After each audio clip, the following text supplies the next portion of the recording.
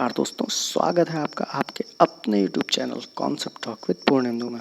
और मैं पूर्णेंदु त्रिपाठी लेकर आ गया हूँ आपके लिए डेली करंट अफेयर सीरीज़ का अगला वीडियो।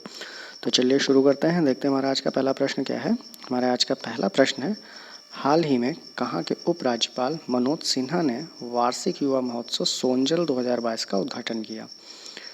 और यह उद्घाटन किया गया है जम्मू कश्मीर में, वहाँ के उपराज्यपाल मनोज सिन्हा जी के द्वारा। और यह उद्घाटन जो है वो कश्मीर यूनिवर्सिटी में, जो वहाँ का वार्षिक महोत्सव है उसका नाम है सोनजल 2022। वहाँ के कुलाधिपति भी हैं मनोज सिन्हा जी। और कश्मीर जिसका स्थापना हुई थी 26 अक्टूबर और 1947 में महाराजा हरि सिंह जी के विलय पत्र के द्वारा। इसमें जम्मू कश्मीर में लगभग 22 ज़िले हैं और 31 अक्टूबर 2019 को इसे केंद्र शासित प्रदेश बना दिया गया था। सीएम यहाँ पर है नहीं, राज्यपाल शासन लागू है, मनोज सिन्हा जी के द्वारा किया जाता है संचालित इसको। और इससे रिलेटेड कुछ और फैक्ट्स भी हैं, जैसे भारत की पहली कार्बन न्यूट्रल पंचायत वो पल्ली गांव सांबा जिला जम्मू में थी। और कांचोट उत्सव एक मनाया जाता है, वो भी जम्मू कश्मीर में मनाया जाता है। और जम्मू शहर के संस्थापक राय जम्बू लोचन माने जाते हैं।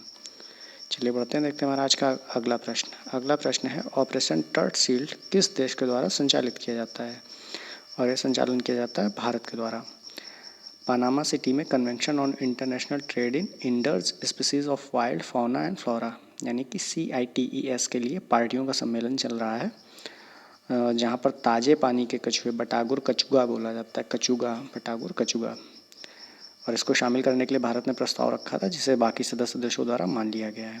और इसी को बचाने के लिए भारत में टर्ट शील्ड ऑपरेशन चलाया गया था। इसका अवैध व्यापार रोकना, अवैध शिकार रोकना और इसको बचाने के लिए इस स्पीसीज़ को। चलिए देखते हैं हमारा आज का अगला प्रश्न क्या है। और हमारा आज का अगला प्रश्न है, किस देश ने ओरियन अंतरिक्ष यान लॉन्च किया है। ये है ओरियन, और इसे लॉन्च किया गया है अमेरिका के द्वारा। अमेरिका की जो स्पेस एजेंसी है नासा इसे बोलते हैं, इसका फुल फॉर्म है nation aeronautics and space administration. तो बिना चालक दल वाले मिशन आर्टेमिस फर्स्ट के हिस्से के रूप में पहला मून फ्लाईबाई का लॉन्च सफलतापूर्वक नासा द्वारा किया गया है ओरियन अंतरिक्ष यान के रूप में। और अमेरिका में स्पेस एक्स एक प्राइवेट कंपनी है एलन मस्क की, जो स्पेस में अपने रॉकेट वगैरह लॉन्च करती है। और अब तो भारत में भी भारत की पहली कंपनी बन गई है जिसने रॉकेट लॉन्च किया, जिसके बना हुआ रॉकेट लॉन्च किया गया इसरो के द्वारा, और वो कंपनी है स्काई रूट। चलिए बढ़ते हैं, देखते हैं हमारे आज का अगला प्रश्न क्या है। और अगला प्रश्न है, ऑडिट महानिदेशक यानी कि डायरेक्टर जनरल ऑफ ऑडिट, इसकी भूमिका सृजित करने वाला पहला राज्य कौन सा बना। और यह राज्य बना है तमिलनाडु। भारत के दक्षिण में है ये तमिलनाडु। और जो तमिलनाडु की राजधानी है वह है चेन्नई।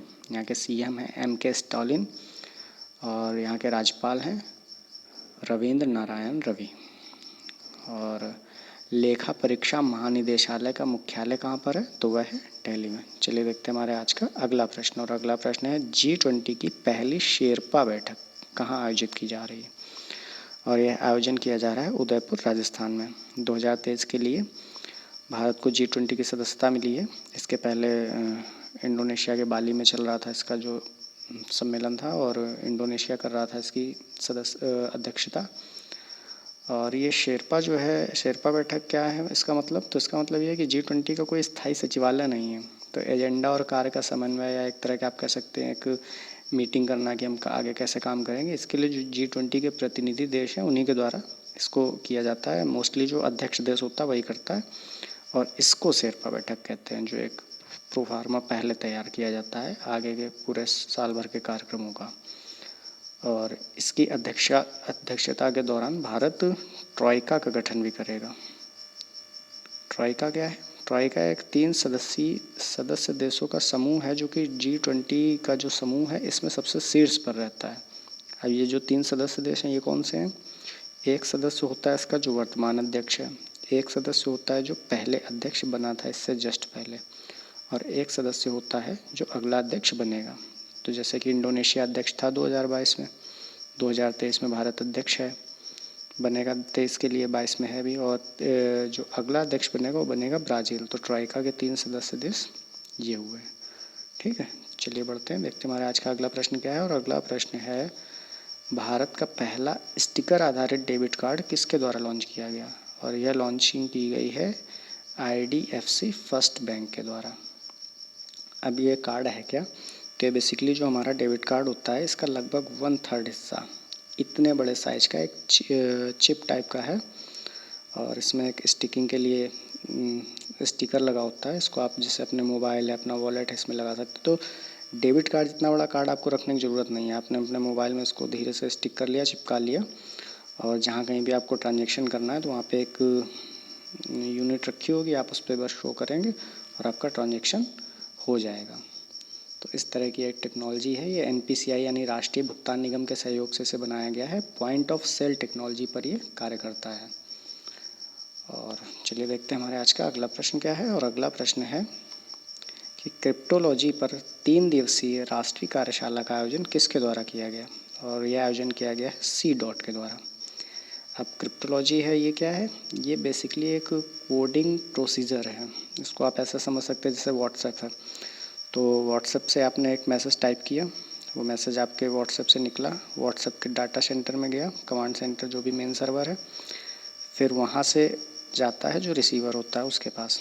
तो उसमें आपने व्हाट्सएप में देखा होगा इनक्रिप्टेड मैसेज लिखा रहता है। इनक्रिप्टेड क्रिप्टोलॉजी का ही एक टर्म है। तो इसमें क्या होता है, आपने मैसेज टाइप किया और जैसे ही आपने सेंड किया वो फ़ोन से निकल के कोड में बदल गया, और वो कोड जो मेन सर्वर है उसमें गया। तभी व्हाट्सएप आप कहता है कि आपकी प्राइवेसी का हम ध्यान रखते हैं, मतलब आपने जो मैसेज भेजा वो हमारे पास नहीं, हमारे पास सिर्फ कोड आता है और वही कोड भेजा जाता है, और जैसे ही रिसीवर के फ़ोन में एंट्री करता है वैसे ही ये फिर से उसी लैंग्वेज में टाइप हो जाता है, हिंदी, इंग्लिश या जो भी फॉर्मेट है।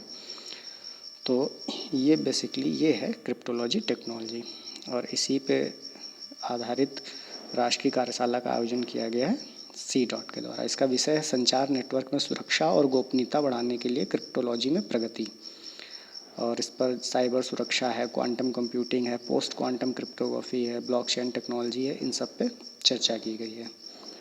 चलिए देखते हैं हमारे आज का अगला प्रश्न। और हमारे आज का अगला प्रश्न है कि हाल ही में 5 वर्ल्ड कप में गोल मारने वाले दुनिया के पहले आदमी या खिलाड़ी कौन बने? तो बने हैं क्रिस्टियानो रोनाल्डो, पहले अकेले आदमी हैं। इन्होंने घाना के खिलाफ जो है ग्रुप H में मुकाबले में 65वां गोल मारने के साथ ही ऐसा किया है, और ये वर्ल्ड रिकॉर्ड है इनके नाम पे। इससे पहले किसी ने भी ऐसा नहीं किया। चलिए बढ़ते देखते हैं हमारे आज का अगला प्रश्न क्या। और अगला प्रश्न है, हाल ही में राष्ट्रीय दुग्ध दिवस कहाँ मनाया गया? और ये मनाया गया बेंगलोर में। राष्ट्रीय दुग्ध दिवस मनाया जाता है डॉक्टर वर्गीस कुरियन की पुण्यतिथि पर। 101वीं पुण्यतिथि थी इनकी, 26 नवंबर को ही मनाया जाता है। और इन्हें श्वेत क्रांति का जनक माना जाता है, मिल्क मैन ऑफ इंडिया भी कहा जाता है। और ये जो राष्ट्रीय दुग्ध दिवस है इसको मनाया गया है पशुपालन विभाग की तरफ से। चलिए देखते हैं हमारे आज का अगला प्रश्न।